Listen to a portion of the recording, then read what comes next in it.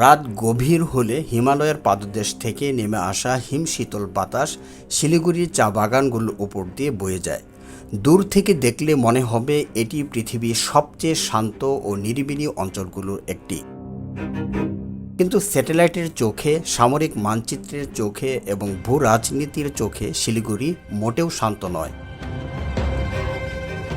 বরং অনেক বিশ্লেষকের মতে এটি দক্ষিণ এশিয়ার সবচেয়ে স্পর্শকাতর এবং কৌশলগতভাবে গুরুত্বপূর্ণ এলাকাগুলোর একটি। কারণ ভারতের মানচিত্রে এমন একটি জায়গা আছে যেখানে বিশাল এক রাষ্ট্র হঠাৎ করে একটি সরু গলায় যেন আটকে গেছে। আর সেই গলাটির নাম শিলিগুড়ি করিডোর, সামরিক ভাষায় যেটি পরিচিত চিকেন স্নেক নামে। মাত্র ২০ থেকে ২৫ কিলোমিটার চওড়া এই করিডোর ভারতের মূল ভূখণ্ডকে উত্তর পূর্বাঞ্চলের ৮টি রাজ্যের সঙ্গে যুক্ত করেছে। একবার মানচিত্র খুলে দেখুন, পশ্চিমে নেপাল, উত্তরে ভুটান এবং চীনের তিব্বত অঞ্চল এবং দক্ষিণে বাংলাদেশ, আর মাঝখানে ভারতের সে বিখ্যাত ও স্পর্শকাতর সরু করিডোরটি। এই পথ দিয়ে আসাম, অরুণাচল, ত্রিপুরা, মেঘালয়, মণিপুর, মিজোরাম, নাগাল্যান্ড এবং সিকিমের সঙ্গে মূল ভারতের স্থলপথে যোগাযোগের একমাত্র পথ। যদি এই সরু গলাটিকে উত্তর পূর্ব ভারতের লাইফলাইন বলা হয় তাহলেও ভুল হবে না। আর এ কারণেই বহু বছর ধরে ভারতীয় সামরিক কৌশলবিদরা এই অঞ্চলকে দেশের অন্যতম বড় নিরাপত্তা চ্যালেঞ্জ হিসেবে বিবেচনা করে আসছেন। ১৯৬২ সালের চীন ভারত যুদ্ধের পর থেকে দিল্লির নীতি নির্ধারকরা বারবার উপলব্ধি করেছেন যে সীমান্ত নিরাপত্তার পাশাপাশি যোগাযোগ অবকাঠামোও জাতীয় নিরাপত্তার অবিচ্ছেদ্য অংশ। এই প্রেক্ষাপটে ভারত উত্তর পূর্বাঞ্চলের সঙ্গে সংযোগ জোরদার করতে একের পর এক বড় অবকাঠামো প্রকল্প হাতে নিয়েছে। যেমন নতুন এক্সপ্রেসওয়ে, মালবাহী রেলপথ, সীমান্ত সড়ক, বিমান ঘাঁটির আধুনিকরণ এবং দ্রুতগতির রেল যোগাযোগ।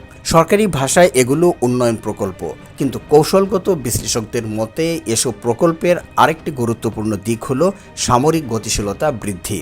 কারণ আধুনিক যুদ্ধের একটি মৌলিক সত্য হল, যে দেশ দ্রুত সেনা ও রসদ সরবরাহ করতে পারবে সেই দেশেই বড় সুবিধা পাবে। এ কারণে বিশ্বের বড় শক্তিগুলো অবকাঠামোকে এখন নিরাপত্তা ব্যবস্থার অংশ হিসেবে দেখে। ভারতের ক্ষেত্রেও বিষয়টি ভিন্ন নয়। শিলিগুড়ি করিডোরের নতুন প্রকল্পগুলোকে অনেকেই সেই বৃহত্তর নিরাপত্তা পরিকল্পনার অংশ হিসেবে দেখছেন। বিশেষ করে উত্তর পূর্বাঞ্চলকে মূল ভারতের সঙ্গে আরও শক্তভাবে যুক্ত করার প্রচেষ্টা স্পষ্টভাবে চোখে পড়ছে। অন্যদিকে বাংলাদেশের ভূরাজনৈতিক গুরুত্ব আগের যে কোনো সময়ের চেয়ে বেড়েছে। একসময় দক্ষিণ এশিয়ার রাজনীতিতে বাংলাদেশকে অনেকেই শুধু একটি আঞ্চলিক রাষ্ট্র হিসেবে দেখতেন, কিন্তু আজ পরিস্থিতি ভিন্ন।